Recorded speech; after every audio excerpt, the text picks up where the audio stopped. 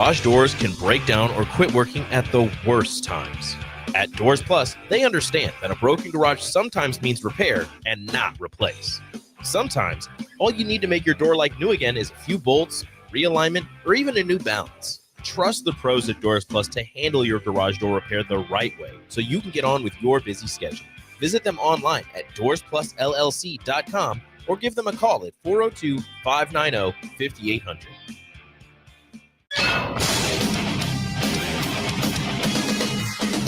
93.7 The Ticket Sports News go now. I'm Enrique Alvarez-Clary. Nebraska softball continues their torrid start to the season with 5 run-rule victories in their 5 games at the Troy Cox Classic in New Mexico. They won their 5 games by a combined score of 69-9, including 2 shutouts and a no-hitter courtesy of Jordy Ball. Nebraska is up to 24 home runs in 10 games, led by Wisconsin transfer Ava Cusack with 8. She tied a Huskers record with 3 versus Montana and had 9 total in her 52 games with the Badgers last year. Next up for the Huskers, the Mary Nutter Collegiate Classic in Cathedral City, California. They opened that tournament up with Baylor on the 20th at 4:30. Nebraska men's basketball had their largest comeback in nearly 30 seasons as they came back from down 20 points to beat Northwestern on the road 68-64. This is the Huskers' 5th road win this season and their 5th in their last 6 games. Bryce Williams had 21 points and 3 steals, while Jawan Gary was close behind with 17 points, going 7 for 7 from the free throw line. Nebraska men's basketball faces Penn State in State College on the 19th at 5:30 on the Big Ten Network. 23rd ranked Nebraska baseball began their season down in Arizona and are off to a 2-1 start with a 10-5 loss to UC Irvine, followed by a 6-4 win over number 16 Vanderbilt and a 13-0 win over San Diego State. Nebraska baseball takes on Grand Canyon at 2 p.m. today, and that game can be seen on ESPN Plus and heard on the Huskers Radio Network. Roderick set. Here's the pitch. Line drive towards second. Caden Brumbaugh is there. He squeezes the line drive. And on a night filled with emotion, honoring our leader, Greg Sharp, with his eyes on the diamond and his hands on our shoulders, Nebraska takes down 16th ranked Vanderbilt 6-4. Sharpie, that one is for you. The upset victory over Vanderbilt on Saturday, February 15th came with an added bit of motivation and emotion, as it was announced that longtime voice of Nebraska football and baseball, Greg Sharp, had passed away on Friday. Sharp had been the voice for football and baseball since 2008 and was recently recognized as the 2024 Nebraska Sportscaster of the Year, as well as being honored with the Greg Sharp radio booth inside Memorial Stadium. In a statement, the Sharp family said, quote, "While the public knew him for his booming voice and infectious personality, those closest to him knew him for his loyalty and dedication to them. Over the last 12 months, Greg has fought a very public battle with pancreatic cancer. Even though it was a grim diagnosis at the time, Greg chose to live and not to fear." End quote. He was 61. Coming at you live from the heart of Lincoln, America. This is Old School, sponsored by the Mercado by Certified Piedmontese. Nebraska Football Hall of Famer Jay Foreman and Austin Oerman. Old School with Foreman and Oerman on 93.7 The Ticket and theticketfm.com.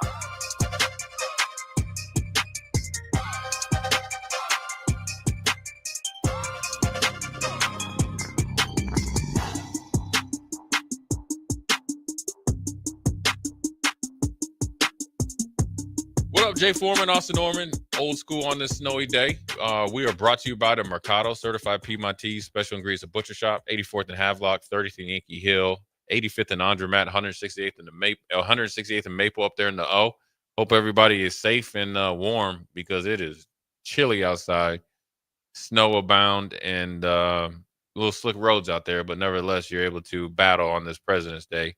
Most people have the day off, but if you're commuting somewhere or doing something, make sure you're taking enough time to get there safe and cheerful. But we got a lot of stuff going on. Austin, obviously, recap the men's basketball team was able to come back from 20, look dead in the water. Even worse than dead in the water. There is a level worse than that. I'm gonna tell you what, man. If Fred Hoiberg, if you're listening, I know Fred a little bit. I see him. I talk to him a little bit, right? I love Fred. I love Fred. His wife's nice to me. His kids are cool. I like Sam. My brother, I'll show you how to break a clipboard. All right? I know how to do it. Have you done it before? Oh yeah, different ways too. Ooh, what's the repertoire? Take us through the techniques here, Jay. What's the default, the go-to? Oh, Heat of the moment. I just go Bo Jackson Over the knee? Mm-hmm. Okay. And sometimes, so I've done it different ways, right? And I don't even know if people be like, man, because people be like, man, it's just club basketball. You taking it too serious, right? I would tell them they're not taking it seriously enough. Exactly. Compete for once in your life, people. I've done Compete. it. You want to hear all the ways I've done it? I need to. All right. Over the knee, Bo Jackson style. Now that was in reaction to like bad calls. Mm-hmm. Okay.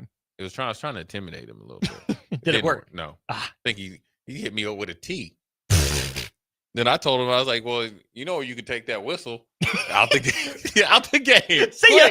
He's like, you want to get thrown? I was like, you ain't man enough to throw, but throw me out there. I was like, cool, throw me out. And I was like, yeah, I shouldn't have done. Yeah, quick, game was over. Did you do over your head? Oh yeah. One time I head butted it, and that was just because I was like this, and I had my hat. And that just kind of warped it a little bit. Mm-hmm. Then I'm like, dang, I can't go to Dick's or wherever and get another one. Then you're up here trying to draw plays and stuff. They just like, this dude's just wild.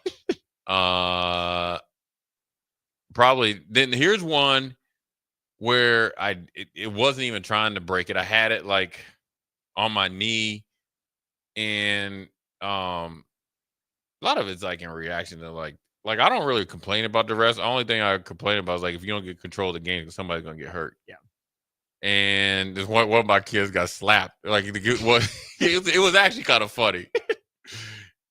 The kid that he was going against would have blocked the shot and literally smacked. It was funny because his face was so red and the handprint was there. So I was like, I looked at it, I was like, dang, and had it on my knee. Popped that one. I'm about 6 deep. Did you ever punch a whiteboard on a wall? No, that was in football. Like when we were playing, like during halftime. I have. Which locker room? Where were you? Where wasn't I? Buffalo, Houston, Buffalo and Houston. Not down the street? No comment. No comment. Which game, at least? It was when Frost was here. Oh, I thought you were talking about as a player. Oh, I did it when we were when I was a player. Yeah. I slammed my helmet through it. Oh. Yeah. I would ask if that came out of your NIL check, but I had no NIL. They ain't give us nothing. They owe me something. Like, I was paying in to play. Jay summer job was. Hey man, was paying for that whiteboard. You know what's funny? When I think it was in Houston, man. It was funny, man. We were playing. We were playing Tennessee or Jacksonville. It was an intense game, and they were. I shouldn't even be saying this. Vic won a Super Bowl. I shouldn't even be saying it because I look like an idiot saying it. He was drawing up all these plays and stuff, man, and like what we need to do better, what they were doing, and this, and this. And I was like, he left and he was walking out that way. And I was like, hey, we playing like, you know what? F that. Took the helmet and was like, boom. The whole thing just literally split right down, fell over. I just grabbed my helmet and walked out.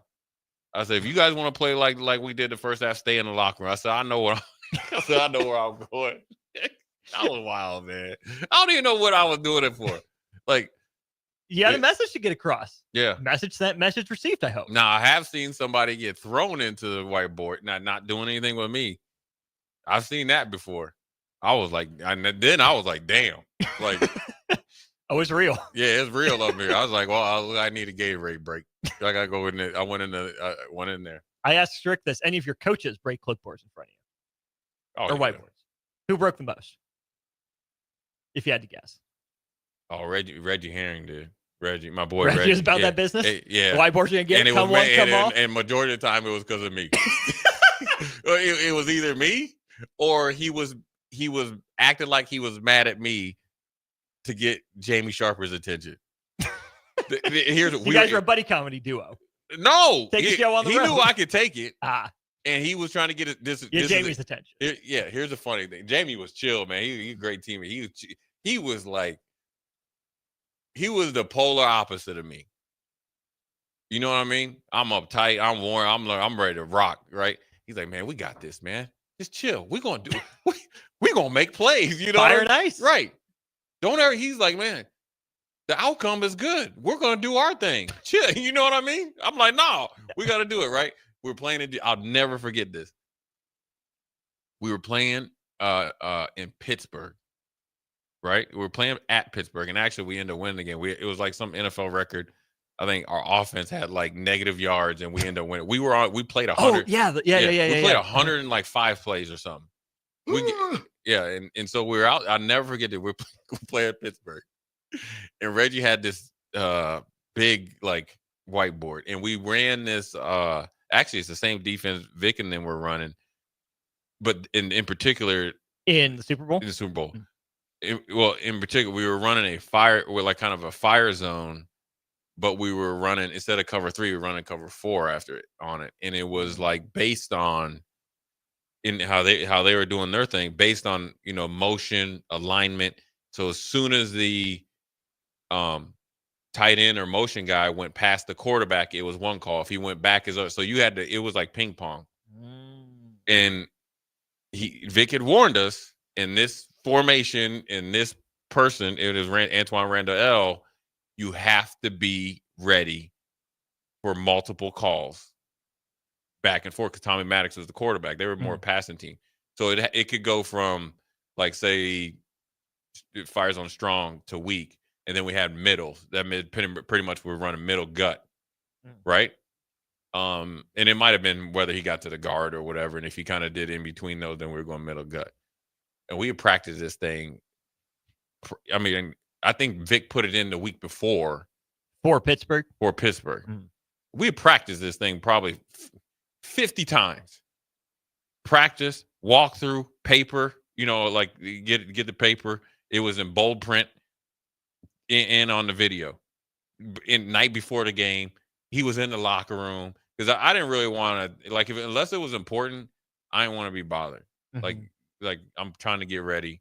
Unless it's important. So then I would kind of like decompress a little bit. But if you came over like asking me, talking to me about like cover 1 or something, I'm gonna snap on you real quick. So the fact that Vic came and sat down in between us, so it'd be like Vic here, he's like, hey, we got it, and he's drawing it. And I was like, yeah, I got it. And then I was like, I just want to double check. We got 3 checks on this. He's like, it's on. He's like, green light. That's what it was. There ain't no changing. And when he told us green light, there is no, we are running it from play 1 to 0, or to the last play. We ain't even changing at halftime. Right? Now we should have changed against Denver, because we get lit up like Christmas tree. And so we did it, and Reggie knew it, and it would throw Reggie off. But we're in Pittsburgh, man, and we out there, man. I'm telling you, we dog tired. We out there like 80-something plays. The first time we ran it, we got home. We only got home because my man Kenny Wright, I just call him Snake Bait, right? Because that's what he said he'd go fishing with, right? Made the play, right? He kind of went in, dipped in, made a play. Kind of like if he didn't make the play, do what a house called it. Second time we run it, I've had a pass breakup. Both times we ran it, we had success. Jamie busted. We get to halftime. We put up all there, and we've been doing good. I think Aaron Glenn had at least 2 picks, 1 to the house. We're doing good. You know what I mean? And we've been out there so much, so our yards per play were fine, but we had just been giving up a lot of yards because we've been out a lot of plays. So we went over it again at halftime after the regular stuff, like on the whiteboard. Like, Jamie, come on, man. Yeah. Not again. I got it. He's like, I got it, yo, right? Reggie was like, all right now. Reggie, I can see Reggie get hyped about it, right? And then so Reggie kind of like hit the big whiteboard. He's like, we got to get this, right? And I was like, I kind of tuned out. I was like, I got it. You know what I mean? And then plus in the worst part, we had like little wristbands. We had wristbands. We had wristbands, right? Because so instead of signaling, you would say wristband, and we had it 4 different ones. So if we did 4, then it would be 12. Then, you know what I mean? So it would be the same one, so they couldn't hone in on it. Man, we got out there in the third quarter. I'll never forget this. We ran it again, and I told Jamie, I was like, we're gonna run gut no matter what, because I had free ran, so we're gonna run gut. So we ran it. He made a play, but he kind of like delayed and made the play. So when he made the play, it was supposed to be a tackle for loss, but he probably made it 3 yards down the field. So and this is a long drive. They driving. We get backed up. We run it, and I was like, all right, man. I said, be aware if we run the fire zone, and if it was like fire zone with the tag, I said, once the tag is on, it's you, right? So here we go. Okay. Tag is on. He blitzed. The dude came. Hey. Antoine Rudderell catches it, breaks ankles. Then all of a sudden now the Pittsburgh is back in the game. We hold them to a field goal. And mind you, now we're about 80 plays in the game. Easily 80 plays. I'm walking over. I'm dead tired. Here comes Reggie from the other end, because that's where he used to watch. From the other end, and I'm like, oh, you know what? So Jamie did something. He kind of like went around like where the warm things were. So he went around the bench and came there. Reggie came. This is a funny true story. Reggie came, saw us, grabbed his clipboard, came, slid on his knee, and was like blankety blank blank. Nothing's on this on the whatchamacallit? On the whiteboard. Yeah. He's like, it's fire zone tag. Boom! Punch right through it. Right? And now, mind you, they told me after the game, they said Dom Cavery got mad at Reggie because he ain't flipped the mic up and then turned the mic off. So he heard the hey, Austin, he heard the whole thing. The whole coaching staff heard the whole thing because he forgot to put the button off of him cussing me out through Jamie, and he was going off for like a minute. It's not one. He's like, it's not one time. It's two. He said the third time you lucked up and did it. 4 plays later, blankety blank, boom.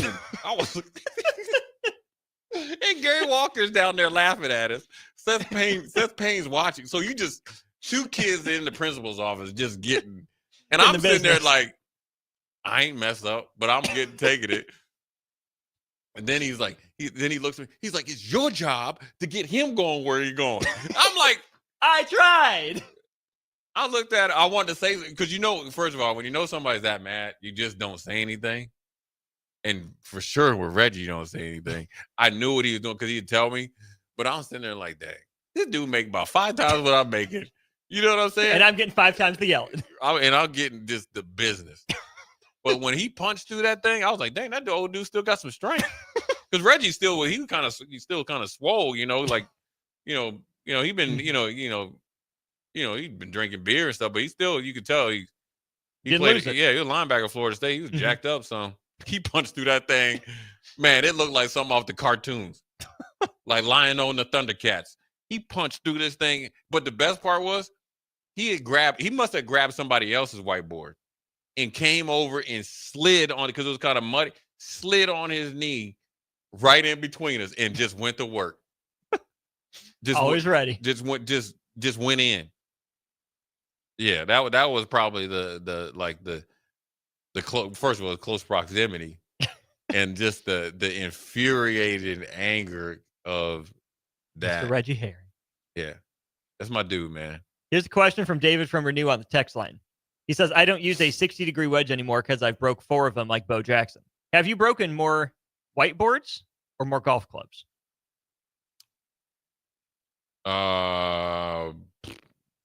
Probably whiteboards. I'm cheap. Good. So Those are cheaper. Yeah. You want to hear a golf club story? Need to. This back. I don't play golf anymore, but I was playing golf with a friend of mine. His name is Jason Peters. Matter of fact, I'm gonna give him a shameless plug. Him and Aaron Bell, they work at I3 Bank. They 2 good dudes. But them 2 dudes make my blood pressure boil. I hope they're listening right now. We can clip it and send it to them. I hope they're listening right now. Jason Peters and Aaron Bell. So we're playing, and I think it was Aaron Bell's bachelor. It wasn't a bachelor party, but we just went golfing. And I was actually playing pretty decent. Now, we had got into it because I swear I saw a jackrabbit, and they said no. And I just had seen about jackrabbits on the show on MTV with Rob Dyrdek, where they show videos. And I was like, man, that's a jackrabbit. They're like, no, we're from western Nebraska. We know what a jackrabbit is. I'm like, all right, whatever. So we get into it now, but I'm playing good. So I hit this shot, and it's a pretty cool hole. You got to kind of like hit down. You don't know where your drive is. But then I hit one, wedged it on, and I swear to God, Austin, I hit this wedge. I don't even know how I did it. Hit this wedge, hit on the green and spun back. It might have been. First of all, it should have been a gimme. Okay. It was about 2 feet, 3 feet. Let's say 3 feet. It was within potentially gimme range. You can pick it up, stretch, drop it in the cup. When somebody's playing good, he's like, let's see it going. Well, Jason had hit his in the bunker and walked down there. Okay. Because I was trying to concentrate. You know, I was trying to I think I might have been close to like shooting close to par. This was years ago.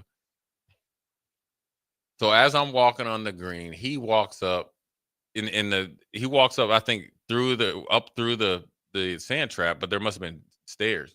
He's like, Jay Foreman, if you missed this one, I ain't even gonna tell you. He's like, you might as well pretty much I'll say it that you should quit golf. Right? You know, put the bad mojo out there. I mean, that's not what he said, but I'll just say that. That was the gist.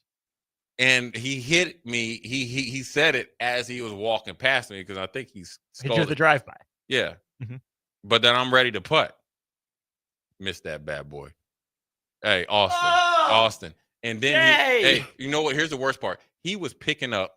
He was at his golf cart, and I heard him laughing after I missed it because I was swearing. All he said he heard was he seen that Scotty Cameron woof, woof, woof, woof, woof, hit the ground, skidded. At that point, I was just done. I was done. And on that day, Jay Foreman quit golf. That was mentally, if not that was it. That was so I didn't break it, but it was, and I had made a ton of. That was my thing. That was it. So them two dudes, two great bankers, great dudes, terrible golf partners. Man, they just love to see me in misery. Dang. Me and Aaron had it. It'd be owned sometime. Me and Aaron had it out one time where I was like, I drew the line. I said enough is it. Good. Know your boundaries, Jay. I said enough. Respect yourself. Hey, I said enough is enough. And then you know how he got me. He talked me out to this. He's like, man, how your daughter's doing? I said, man, listen, you were this close. Because he played a joke on me and it went all day and I didn't find out till later. I said, we're gonna get it. I said, you know what? No. I said, I just got out the car. Was it a good joke, even if you were pissed about it? You don't have to tell what it was. It was was good? legendary. Okay. But I didn't know. I took it serious. They played the long con on you. And they were sitting there and watched it. That's the best because it was hot out that day. Oh, once I found out, I got out the car. I said, listen, this is it. Parking lot. We're here right now. Yeah. Anyways, man, that was story time. Jay Foreman, Austin Oerman. We'll take a quick break, come back. We'll talk about the emergence of former players on coaching staffs and the emergence of, what do you call that? Like executive roles. Yeah. Right? Washington hired a salary cap manager. The big hire from Virginia Tech to be their general manager. And then obviously with my friend down at Oklahoma State, Jay Foreman, Austin Oerman. We'll be right back. You're listening to Old School with Jay Foreman and Austin Oerman. Download the mobile app and listen wherever you are on 93.7 The Ticket and theticketfm.com. Load up on meat and more this winter at the Mercado by Certified Piedmontese. This week's special through February 18th is 15% off chocolates, 15% off wines and spirits, and $10 off filet mignon per pound. Locations at 84th and Havelock, 30th and Yankee Hill, and now 85th and Old Cheney in Lincoln, or 168th and Maple in Omaha. Get to the Mercado today for the best meat in town. Hi, Sean Callahan here for Koppel Chevrolet GMC, and on behalf of the entire Koppel team, we would like to say thank you to all of our loyal customers and employees that have allowed us to become one of the most successful GM dealerships in the country for the past 50 years. So we are celebrating that with some huge discounts. Right now, we have up to $13,500 off MSRP or 0% APR on select new models, and new Blazer EVs are leasing for $279 a month with zero down. So check us out online at koppelcars.com. All deals with approved credit. See dealer for details. Husker fans, Nebraska needs you in the vault for the last 2 women's basketball games on Wednesday, February 19th and Sunday, February 23rd. Their last 2 opponents, Oregon and Washington, have never played in Pinnacle Bank Arena before. Give these 2 new Big Ten members a warm Nebraska welcome and show them why Nebraska fans are the best in the nation. For a limited time, you can secure your spot at both games for just $10. This deal won't last long. Get your tickets before tip-off on Wednesday to cash in on this incredible offer. Go to huskers.com/tickets to secure your seats today. Outside is where winter adventure unfolds. On frozen lakes, icy landscapes, and snow-covered slopes, feeling the cold air rush by as you race downhill. The freedom of gliding with ease and the warmth of being together. From epic sled rides to the fun of ice fishing, it's all right here beneath Nebraska skies. Start your winter adventure at yournebraskaparks.com. Sponsored by Nebraska Game and Parks, aired with the Nebraska Broadcasters Associations and this station. When you need a new water heater, nothing beats the ProLine family of water heaters from A.O. Smith. ProLine models are built using commercial-grade components, meaning they're built to help you tackle your toughest days. No matter if you need a gas or electric model, A.O. Smith has a ProLine unit for you. A.O. Smith, innovation has a name. Call John Henrys at 402-435-5555 for a great deal on a water heater today. Again, that's 402-435-5555. At Planet Fitness, we're declaring it. This is the year of getting stronger. And future stronger you can get started now by saving $28 or more when you join today. You in? We have all the best in-class equipment you could ever need to keep stepping it up. And free fitness training to help you mix up your routine.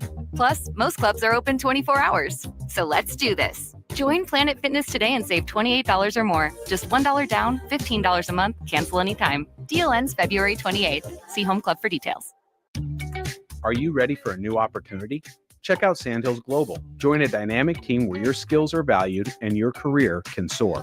We offer full-time positions with a 4.5-day work week, competitive pay, excellent benefits, and a positive work environment. From IT and marketing to sales and finance, we're looking for talented individuals like you. Apply today at sandhills.jobs and take the first step towards an exciting future.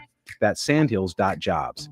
Don't wait. Apply now. Hey Husker Nation, this is Todd Euler, 2-time national champion, here to talk to you about Window World Lincoln. At Window World, we specialize in replacement windows, doors, siding, and roofing. Whether you're looking to enhance the beauty of your home or increase its energy efficiency, we've got you covered. And here's the best part. We offer the best for less. Our team is dedicated to providing top quality products and exceptional service at affordable prices. We want to earn your business and make your home improvement dreams a reality. So why wait? Contact Window World Lincoln today at 464-7313 or visit our website at windowworldlincoln.com. Window World Lincoln, where quality meets affordability. Back to old school on 93.7 The Ticket and theticketfm.com.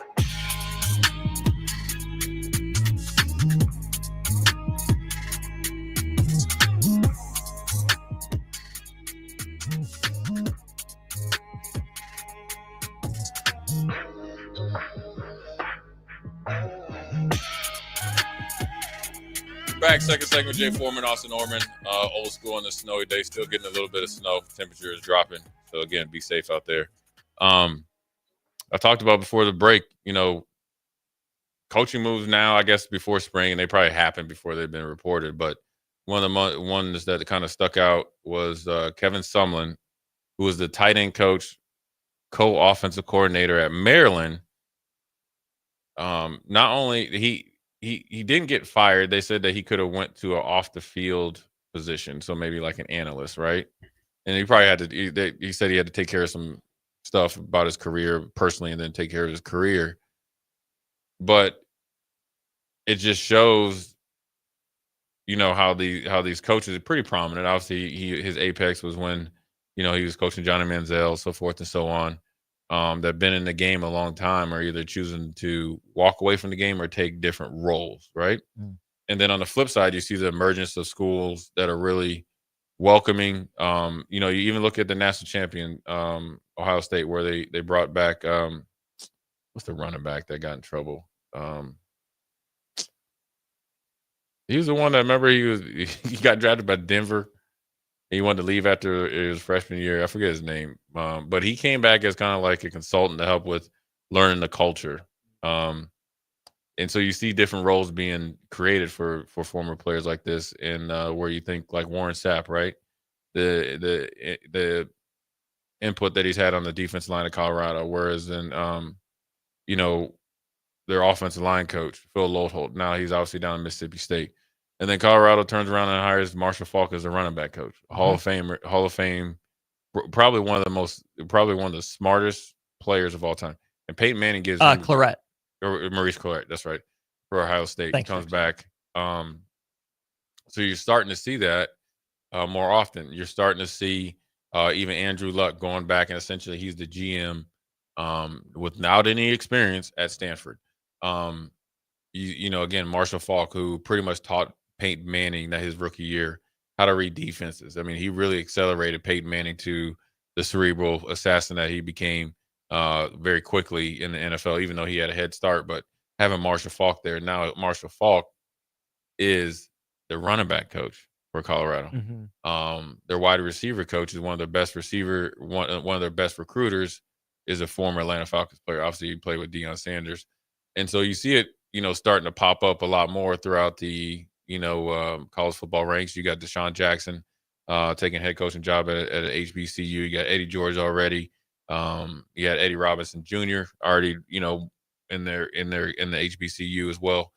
And so you're starting to see, as college football has changed and you need to do things differently, you're starting to see some universities, coaching staffs, really be more open to it and not using the experience thing and using these guys where they're the best, right? I look at it like they can plug holes that are naturally going to be in your program because you're stretched so thin. Yeah. Coaches these days have to re-recruit their roster every single day, literally every single day, in my opinion. Every single day, they probably, or not every single day, every single player, but every single day they have to re-recruit their roster. Then they have to recruit and evaluate potential portal guys and high school kids and all that. And then you have to do with NIL meetings and probably other stuff I don't even know about. And then your assistant coaches have to do that as well. Your analysts have to probably evaluate the players that you have on your roster, potential ones that you could get, potential ones that might leave, but then more importantly, try to put game plans together and evaluate and scout for what you play in the fall. Where you can really plug in some holes are consultants, I guess, that are there on the ground that are able to do some of the things that I just mentioned before, talk the language that the players know. They've been there through experience, whether it's players, a coach, and sometimes both, but then also be able to help with recruiting, to see guys that, either the present players that they're recruiting know, for sure that the parents know, but then also have a good reputation around the program, and they're not going to overstep their boundaries, or in the past, like around here, like where coaches would be like worried that they're going to lose their job, which is the weirdest thing ever, right? You can do that and then actually make your staff as a whole accelerate faster without having to worry to make decisions staff wise. It's essentially, in some cases, now it's all person dependent. It dependent on who it is and what their true intentions are. You find the right mix, the right situation, it actually accelerates your progress versus hurts it. That was going to be my big question. Obviously, all of these cases are unique. They're individual by program and by former athlete turned coach or executive, whatever it is. Why do you think we're just now reaching a point, or did we go away from it and we're getting back to this conversation of former players as coaches or executives or whatever it is? Do you think it would be maybe more because there was that reluctance to hire them, because these coaches were looking over their shoulders, didn't want to get one-upped by someone who from the outside would say, oh, this guy probably knows more? Or have you sensed maybe a shift in former players, maybe more willingness, more curiosity to dive back in some of these roles? Yeah, probably a little bit of both. I think, it used to be, obviously you weren't able to have consultants and stuff like analysts before. Yeah. So the options weren't there. Sure. Not only, just by NCAA rules, right? So that opens the doors to more things,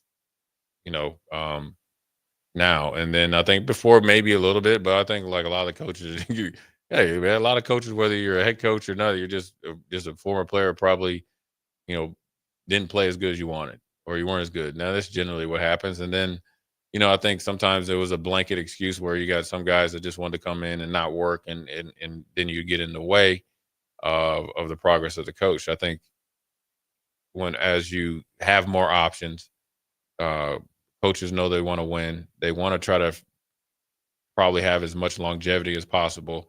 The risk sometimes is worth the reward. And then obviously I think you're able to define some roles more clearly, so you're getting the benefit out of it, right? You go back to where Warren Sapp, like I don't think they ask him to go recruit, right? They don't go recruit. I think Damian Lewis does that because he's essentially the D-line coach. Warren Sapp gets to be on campus. He gets to coach. He gets to develop. He gets to mentor. And he gets to go home. And he gets to go home. But he's there working sun up to sundown. You're getting the best version of him. So I think as you get to some coaches do that, but I think really it all started with Bruce Arians.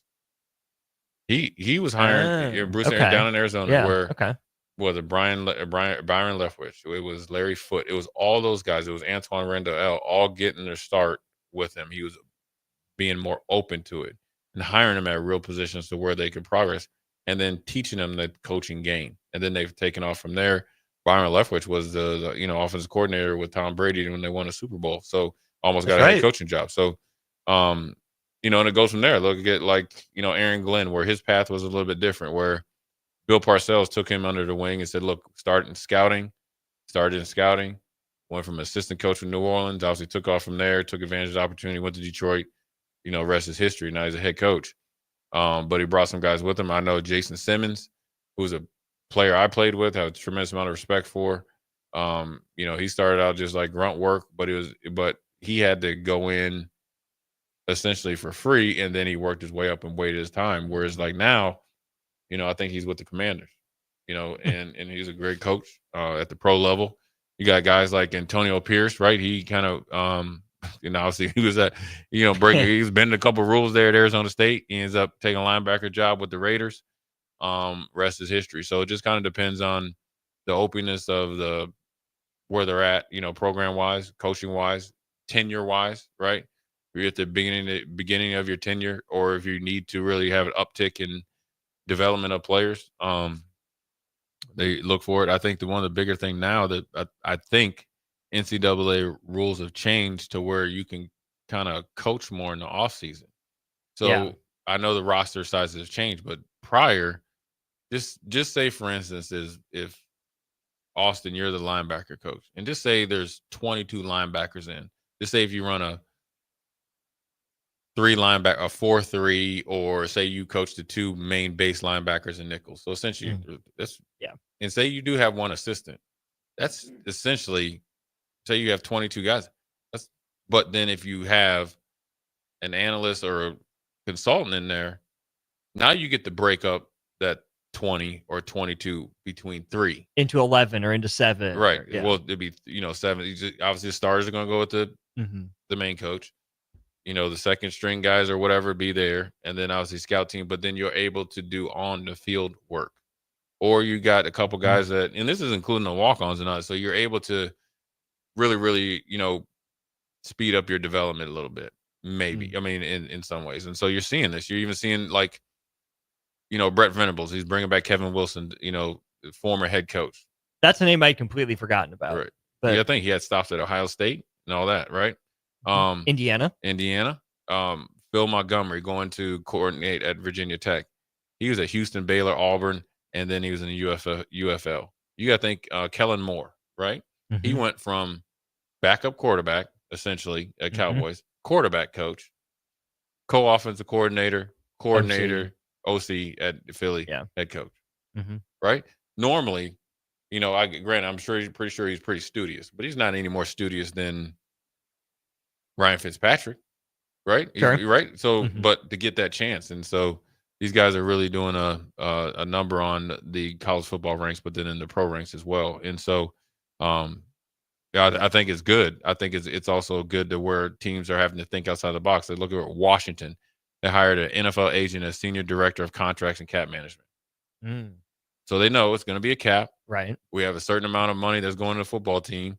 Probably look at player evaluation, right? Based on his experience at the highest level, probably had some crossover.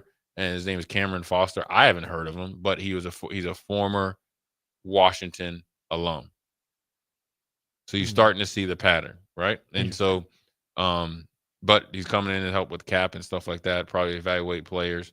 Obviously, you're going to be able to have a streamline to pro potential players, right, through the portal. And then obviously, high school ranks to develop them. So you're starting to see college football change. You're starting to see it a little bit more like the NFL, how the trickle-down effect. And also, I think the success of a Dan Campbell, of an Aaron Glenn, of some other players at the highest level has opened the doors down at this level. Those last two examples, Campbell and Glenn, more about the relationships. Yeah. Think about what they both did in Detroit, the way they did it.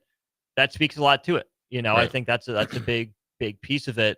I'd also throw out another example of North Carolina basketball, right? Yeah. They said they're going to get a GM over the offseason. Jay, if these programs don't have a general manager or a cap space guru, whatever you want to call it, are they already behind? In this day and time, yeah. And you need it because of all the things I talked about, the plug in the holes that, necessarily are there when you're for your head coach.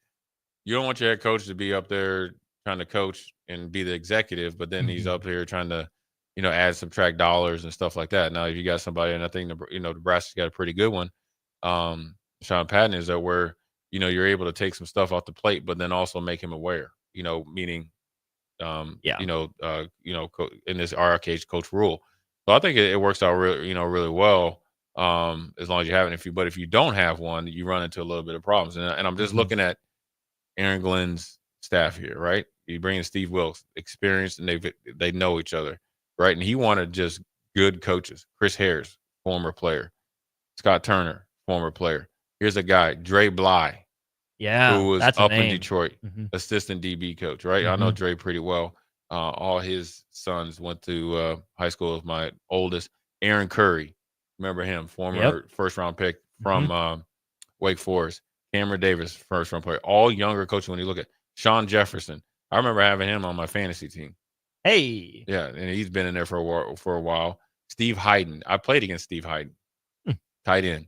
Never caught anything on me, but he's a big old dude, right? Yeah, finally. only dude ain't took me to the rack, right? I've only known you for 2.5 years. Right. I finally heard about tight end who didn't get a catch on Jay Foreman. Let's go. Right? Roosevelt Williams, former player. And Nick Luke, he's a former player as well. Nathan Willingham, I know him as well. So you could look at it.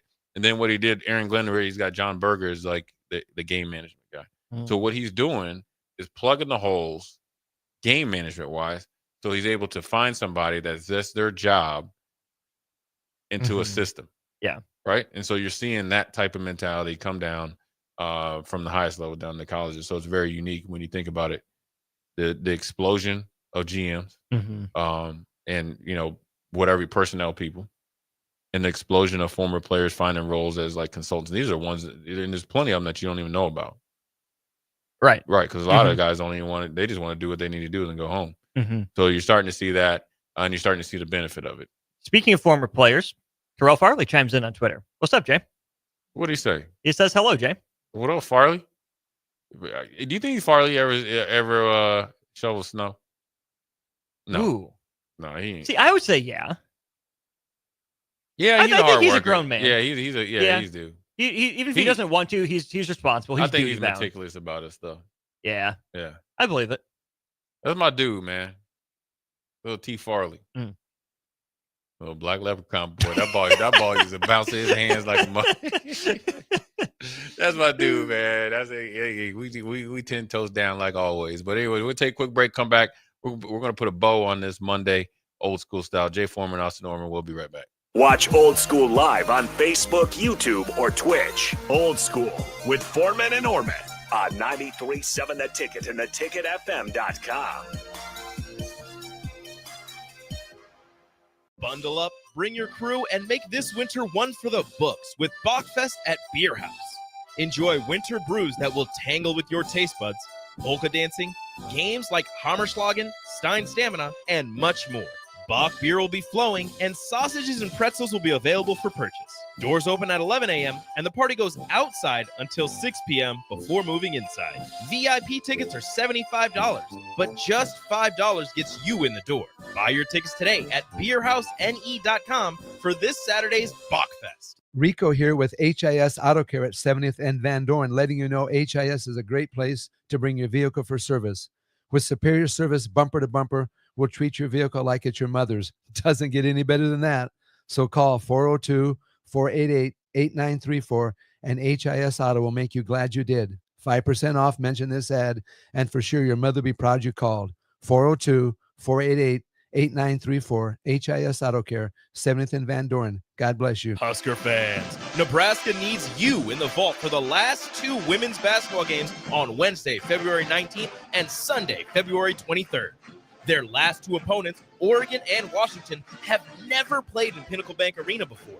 Give these two new Big Ten members a warm Nebraska welcome and show them why Nebraska fans are the best in the nation.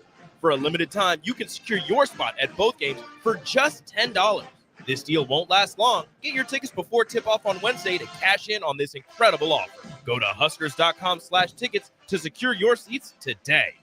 Hey, Husker Nation, this is Todd Euler, two-time national champion, here to talk to you about Window World Lincoln. At Window World, we specialize in replacement windows, doors, siding, and roofing. Whether you're looking to enhance the beauty of your home or increase its energy efficiency, we've got you covered. And here's the best part. We offer the best for less. Our team is dedicated to providing top-quality products and exceptional service at affordable prices. We want to earn your business and make your home improvement dreams a reality. So why wait? Contact Window World Lincoln today at 464-7313 or visit our website at WindowWorldLincoln.com. Window World Lincoln, where quality meets affordability.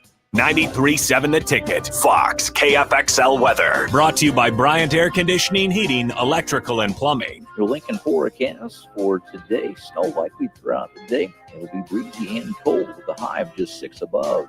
Tonight, chance of snow. It'll be cold, below 7 below. And tomorrow, snow likely throughout the day with continued cold temperatures, a high of just 1 above. I'm meteorologist Kyle Tucker for 93.7 The Ticket and theticketfm.com. This is Bill Mitchner, Executive Director of Lincoln Lighthouse. Did you know Lighthouse provides multiple programs for students such as one-on-one tutoring and mentoring, as well as pro-social skill exercises, while providing them a nourishing meal and a safe space during all months of the year, even during school breaks? Learn more or contribute to Lighthouse at lincolnlighthouse.org today.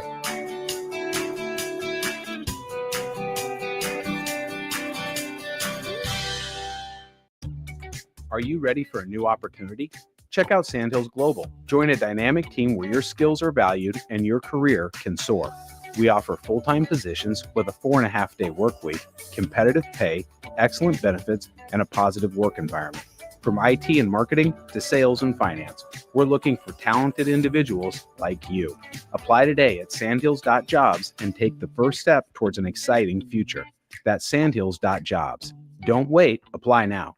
Right now, when you drive by Honda of Lincoln, you'll see more than 200 new Hondas and over 125 pre-owned vehicles. Hi, Charlie Stone here, and with me on the line is Andy Goodyear of Honda of Lincoln. Andy, how does it feel to have so many vehicles in stock again for your customers? Charlie, it feels amazing to see how excited our customers are. They love the ability to see, test drive, and take immediate delivery of the exact new Honda they're looking for. Do you have some good offers to talk about? We sure do, Charlie. We're offering financing as low as 0.9% APR up to 72 months, or great lease rates on every new Honda. It's the perfect time to drive away in the new Honda you've been dreaming of. How about pre-owned, Andy? We have over 125 pre-owned and certified pre-owned vehicles to choose from. Just about every make and model with prices starting at under $10,000. Maybe it's time you experience the best, the Honda of Lincoln way of doing business. 27th and Yankee Hill Road, or online at hondaoflincoln.com. Back to old school on 93.7 The Ticket and theticketfm.com.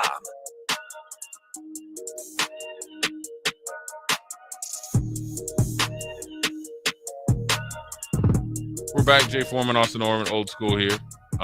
Quick segment here before we get to Ticket Weeknights. I got we got Tom Chattel, right? We do. Yeah. So you probably got a lot to talk about.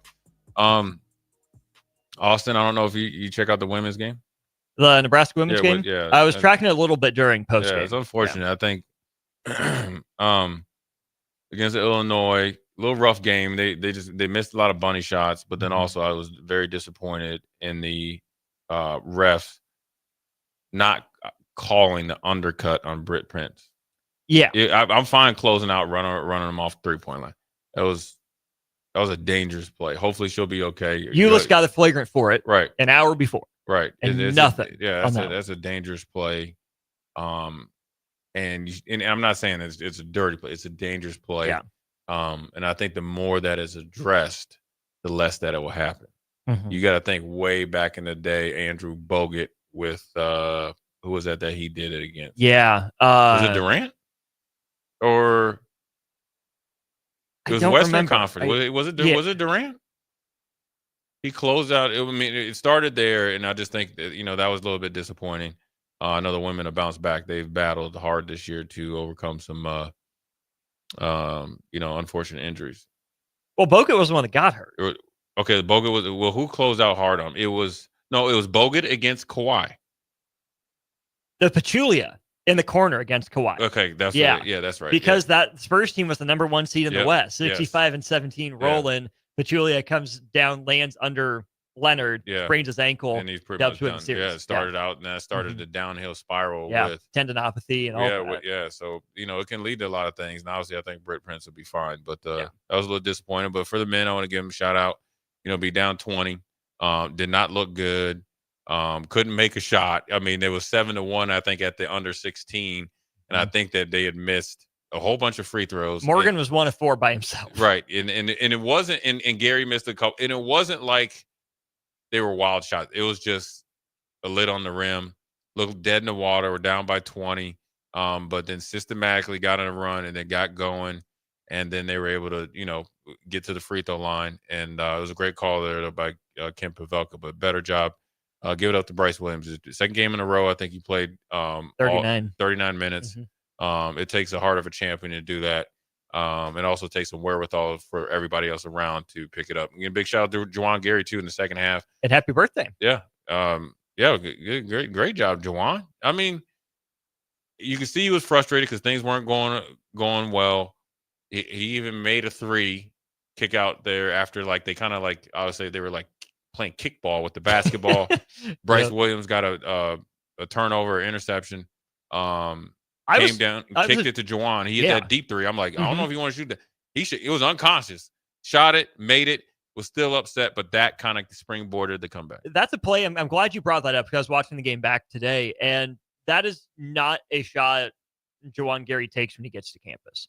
That's not a shot that anyone wants him taking last year. It's in transition. He caught the ball and wasn't spotted up. He caught it inside the arc with his 2 steps, step back behind the 3-point line, and then canned it. Yeah. I was really impressed with that from Juwan. Yeah, and it was it was a frustration shot, but also was a shot that was shot. He shot it to make it, and I think it kind of let everybody exhale a little bit, and then the energy kicked up. They started to win some 50-50 balls, which they lost all of them in the first half.